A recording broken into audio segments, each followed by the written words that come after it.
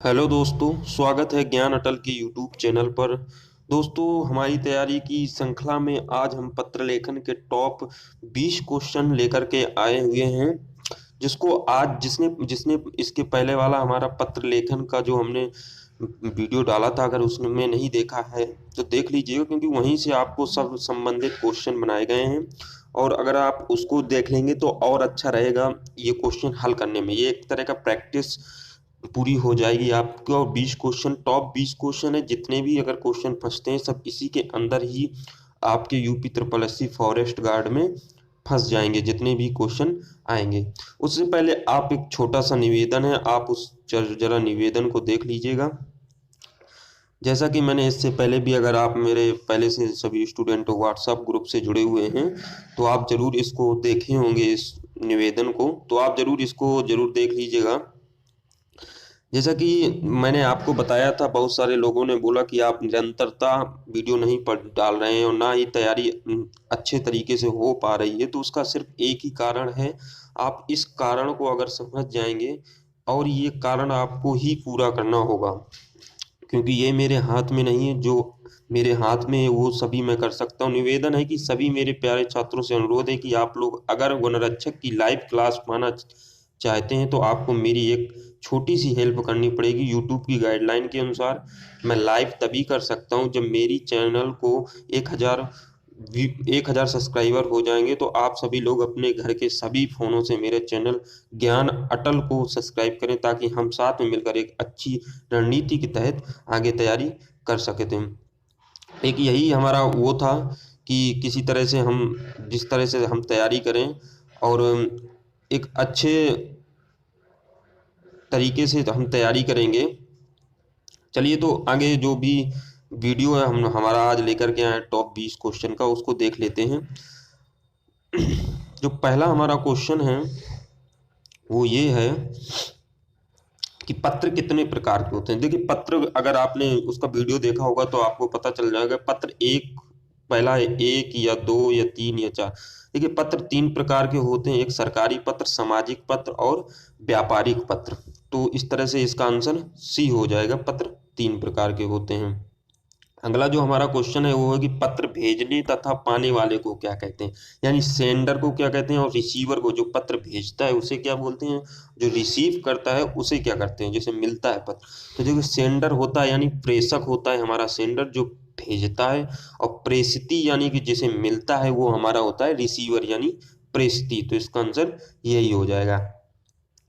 अगला हमारा क्वेश्चन है कि किसी पत्र की स्मृति में भेजे गए पत्र को क्या कहते हैं। जैसे कि अगर हम एक पत्र भेज दिए हैं और उसको हम किसी पत्र की स्मृति में भेजे गए पत्र को क्या कहते हैं, कि अगर हमने एक पत्र पहले भेज चुके हैं और उसका कोई जवाब नहीं आया है ऊपर से, तो हम उसको याद दिलाने के लिए कौन सा ऐसा पत्र भेजें जिससे कि वो पत्र की जानकारी उनको मिल जाए कि ये पत्र भेजा गया था और इसका अभी तक कुछ काम नहीं हुआ।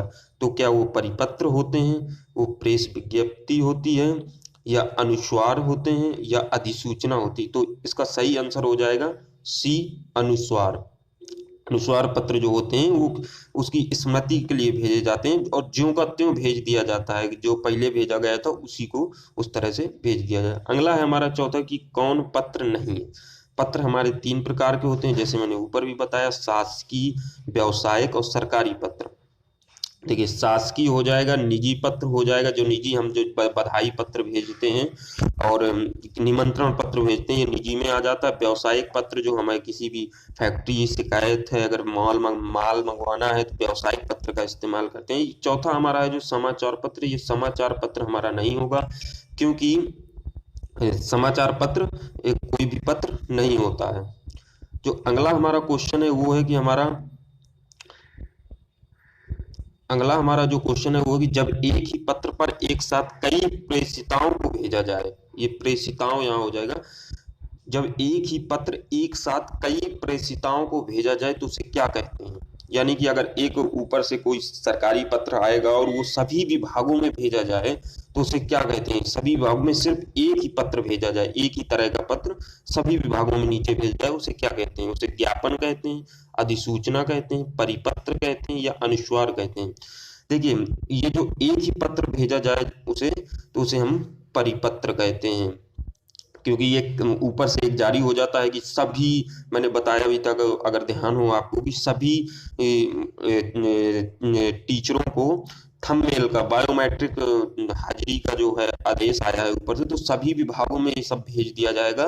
वो एक ही पत्र होगा, वो होता है हमारा परिपत्र। अगला हमारा है जो कि क्वेश्चन है कि राज्यपाल से संबंधित पत्र में क्या लिखा जाता है, किसका संबोधन में क्या प्रयोग करेंगे हम? श्रीमान प्रयोग करेंगे, महोदय प्रयोग करेंगे, महामहिम प्रयोग करेंगे, पूजनीय करेंगे? तो इसका जो सही आंसर हो जाएगा वो हो जाएगा महामहिम प्रयोग करेंगे। महामहिम राज्यपाल को ही संबोधित करके लिखा जाता है, इसलिए इसका आंसर सी हो जाएगा। अगला जो हमारा क्वेश्चन है वो है कि कार्यालय पत्र लिखते समय सबसे ऊपर क्या लिखा जाता है? देखिए, अगर मैंने उसमें लेख पत्र के घटक मैंने जो सबसे लास्ट में बताया था, उसमें से मैंने उसका क्रमांक बताया था कि कौन सबसे पहले क्या लिखा जाता है क्या नहीं।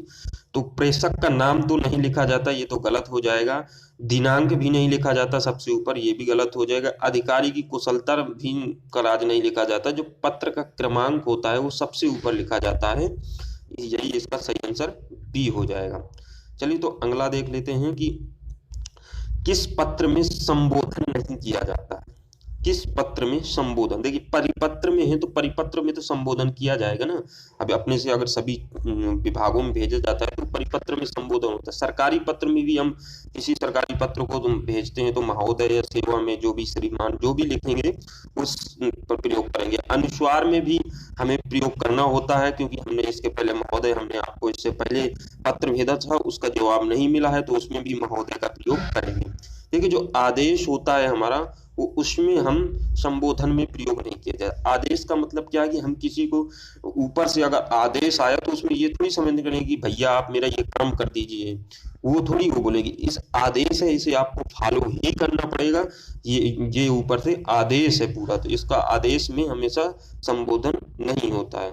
चलिए तो अगला क्वेश्चन देख लेते हैं। अगला क्वेश्चन है हमारा कि निजी पत्रों में अपने से छोटे के लिए संबोधन में क्या लिखा जाता है? निजी मतलब बधाई पत्र है, और कोई भी शोक पत्र है, निमंत्रण पत्र है, ये हमारे निजी पत्र आते हैं। तो इनमें हम क्या लिखते हैं? हम इसमें पूजनीय लिखेंगे, महोदय लिखेंगे, आदरणीय लिखेंगे, या प्रिय या चिरंजीव। देखिए, अपने से छोटा लिखा है, ये इसको आप डिफाइन करिए। अपने से छोटे को लिखा, तो अपने से अगर छोटे को लिख रहे हैं तो पूजनीय थोड़ी लिखेंगे किसी को, अपने से बड़े के लिए लिखा जाता है। महोदय थोड़ी लिखेंगे अपने, आदरणीय थोड़ी, छोटे को थोड़ी बोलेंगे आदरणीय आप आइए। तो सही आंसर सी हो जाएगा, प्रिय या चिरंजीव, यानी लंबी आयु वाले।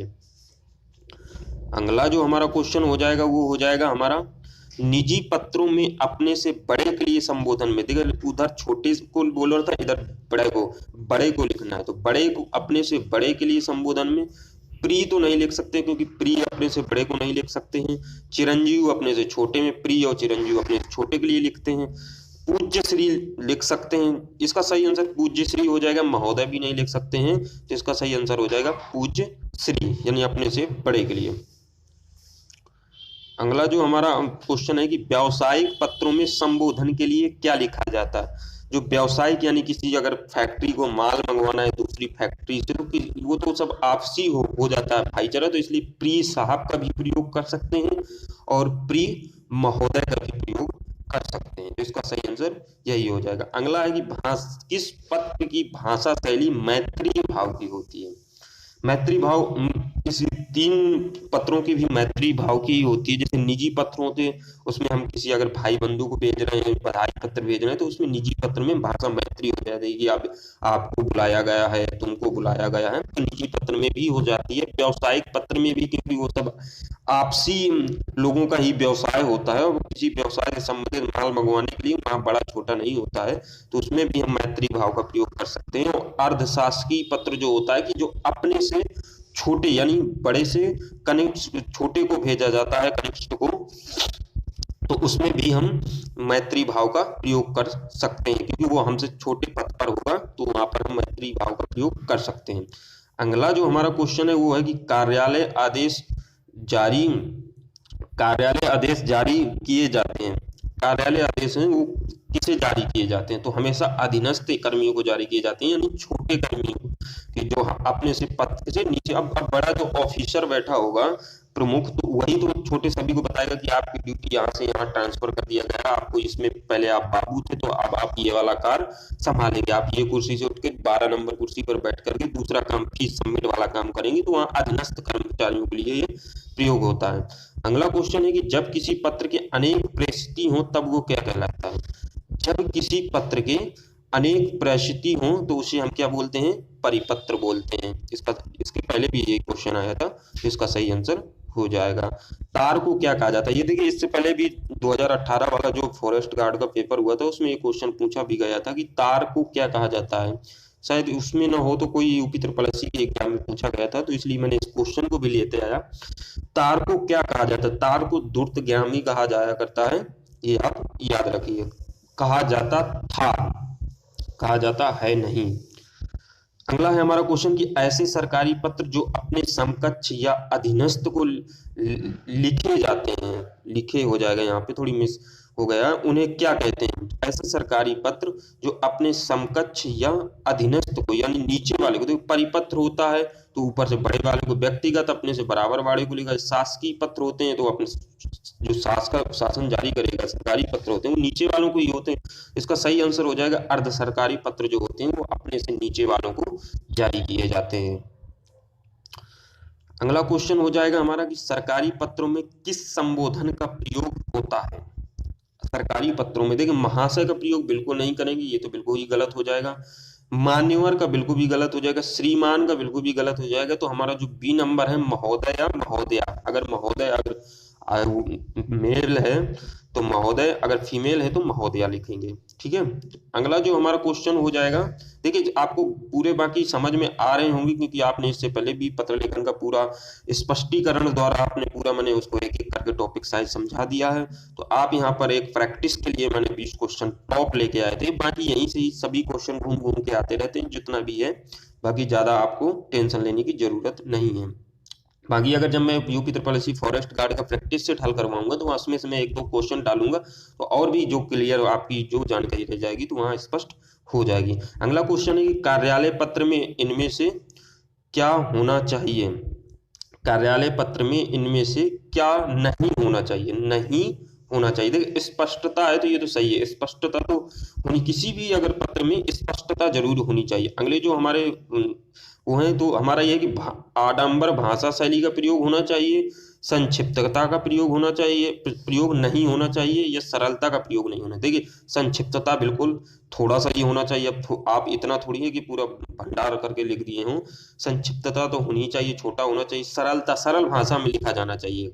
बाकी आडंबर भाषा शैली किसी भी परिपत्र में नहीं चलती है, आडंबर भाषा शैली का प्रयोग बिल्कुल नहीं चलेगा। अगला जो है कि शासकीय पत्र किस शैली में लिखा जाता है? जो शासकीय पत्र होता है, जो सरकारी पत्र होता है, वो किस शैली में लिखा जाए? देखिए आप ध्यान रखिएगा, शासकीय पत्र मैं तू तड़ाक जो हमारी बोलचाल की भाषा है उसका बिल्कुल भी प्रयोग नहीं कर सकते हैं।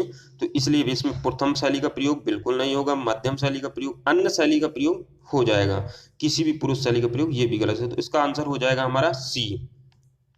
अगला जो हमारा आखिरी एंड क्वेश्चन है तो वो हमारा है कि कौन सा पत्र राष्ट्रपति या राज्यपाल के नाम से जारी होता है? कौन सा पत्र राष्ट्रपति या राज्यपाल के नाम से जारी होता है? तो देखिए जब पहले अगर गजट में जो हमारा छपता है तो जो आधिकारिक राष्ट्रपति या राज्यपाल ही हमारे, तो उसका जो सही आंसर हो जाएगा वो हमारा अधिसूचना होती है, वो हमारे राष्ट्रपति या राज्यपाल के नाम से ही जारी होता, बाकी ये सभी तीनों गलत हो जाएंगे। इस तरह से हमने टॉप 20 क्वेश्चन देख लिए हैं और आशा और विश्वास है कि इसके बाहर आपको सब चीजें समझ में आ जाएंगी, इसके बाहर कोई भी क्वेश्चन आपको एग्जाम से में नहीं दिक्कत करेगा। बाकी आप जो मैंने बताया है कि अगर आप अच्छे से तैयारी करना चाहते हैं UP triple SC forest guard के लिए तो आप हमारे साथ आइए, आप हमारे साथ जुड़िए। बाकी आपके लिए जितना भी हो सकेगा हम पूरी मेहनत और लगन के साथ लगे रहेंगे। बाकी आप तैयारी करते रहिए और इस बार सिलेक्शन लेना है क्योंकि वैकेंसियों की बड़ी दिक्कत हो रही है और बेरोजगारी का आलम है। तो आप बस यही है कि अच्छे से तैयारी करते रहिए, बाकी हम आपको समय समय पर सभी चीजें प्रोवाइड करते रहेंगे। तो मिलते हैं किसी नए वीडियो में, तब तक के लिए जय हिंद।